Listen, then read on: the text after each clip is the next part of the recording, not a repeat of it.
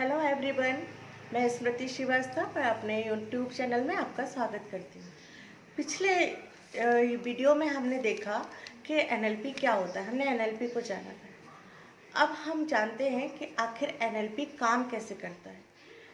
और इसके असर क्या होते हैं, इसके परिणाम कैसे आते हैं। लेकिन उससे पहले हम ये देख लें कि हमें काउंसलर के पास जाने की ज़रूरत कब पड़ती है। तो करियर, अगर हमें बच्चों के करियर को लेकर कन्फ्यूज़न है, बड़ों को कुछ करियर को लेकर कन्फ्यूज़न है, तो हमें काउंसलर के पास जाना चाहिए।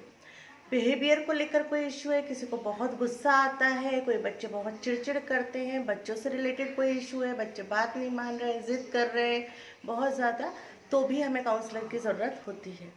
इसके अलावा अगर हमें किसी चीज़ का एडिक्शन है, जो बहुत ज़्यादा ड्रिंक करते हैं या स्मोक करते हैं या किसी भी तरीके का नशा करते हैं, फ़ोन का बहुत ज़्यादा यूज़ करते हैं,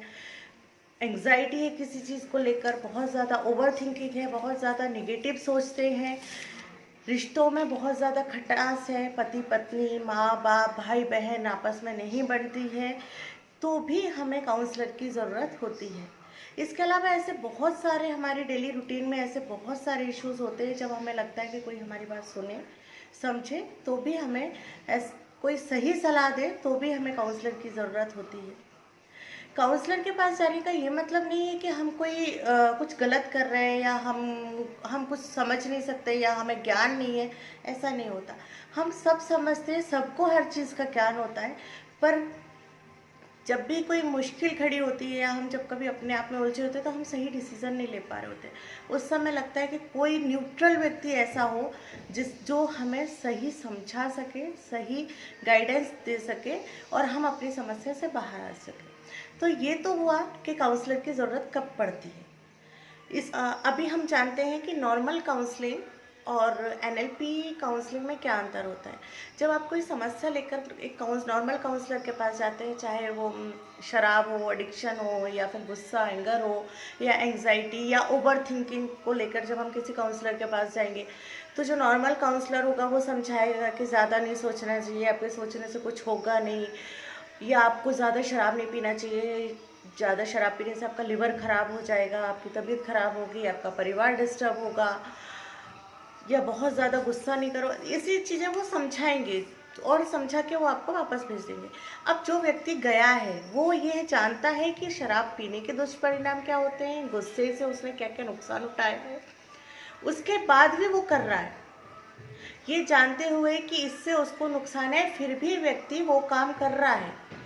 क्योंकि वो उसको आदत हो गई है जो कि समझाने से नहीं जाएगी। तो अगर आप किसी एनएलपी ट्रेंड काउंसलर के पास जाएंगे तो वो उस जगह से, उस पॉइंट से, कहाँ से उसने शराब पीना शुरू किया, क्यों वो शराब इतनी पी रहा है, क्यों उसको इतना गुस्सा आ रहा है, इनके जो ट्रिगर पॉइंट है जहाँ से ये शुरू हुए हैं वो वहाँ से ख़त्म करते हैं उस चीज़ को। तो ये बहुत बड़ा एनएलपी काउंसलिंग और नॉर्मल काउंसलिंग में अंतर होता है, क्योंकि नॉर्मल काउंसलिंग जो होती है वो आपके कॉन्शियस माइंड और सबकॉन्शियस माइंड दोनों पर काम करती है। तो अगर सबकॉन्शियस से ये चीज़ हट गई तो आपकी समस्या ठीक हो जाएगी। तो ये एक बहुत बड़ा अंतर होता है दोनों काउंसलिंग में। और एक बहुत अच्छी बात है जो एनएलपी काउंसलिंग में होती है, वो ये है कि आपको समस्या को, अगर आप चाहते हो कि मेरी ये समस्या है पर मैं ठीक हो जाए, पर मैं किसी को पता ना चले। सपोज़ कि मेरे पास्ट में कोई ऐसी घटना घटी है जो मैं नहीं चाहती कि किसी को पता चले, बट वो समस्या मुझे परेशान कर रही है, वो बात मुझे परेशान कर रही है और मैं चाहती हूँ कि वो बात हट जाए, वो समस्या ठीक हो जाए पर किसी को पता ना चले। तो जब आप किसी एनएलपी ट्रेंड काउंसलर के पास जाएंगे तो आप उसको बताइए कि ये मेरी समस्या, मुझे कुछ बात है जो परेशान कर रही है पर मैं आपको बता नहीं सकता, तो भी वो आपकी समस्या को ठीक करके देंगे। और किसी भी काउंसलर के पास जाने का ये बिल्कुल बेहिचक होकर जाना चाहिए, क्योंकि आपकी बात, जो आपको सबसे ज़्यादा डर लगता है कि हमारी बात लीक ना हो जाए, किसी को पता ना चले, तो कोई भी काउंसलर आपकी बात को कहीं भी लीक नहीं करेगा किसी भी तरीके से। इसलिए इसका डर तो बिल्कुल भी नहीं होना चाहिए। तो अगली बार हम फिर मिलेंगे किसी दूसरे टॉपिक के साथ, तब तक के लिए खुश रहिए, स्वस्थ रहिए।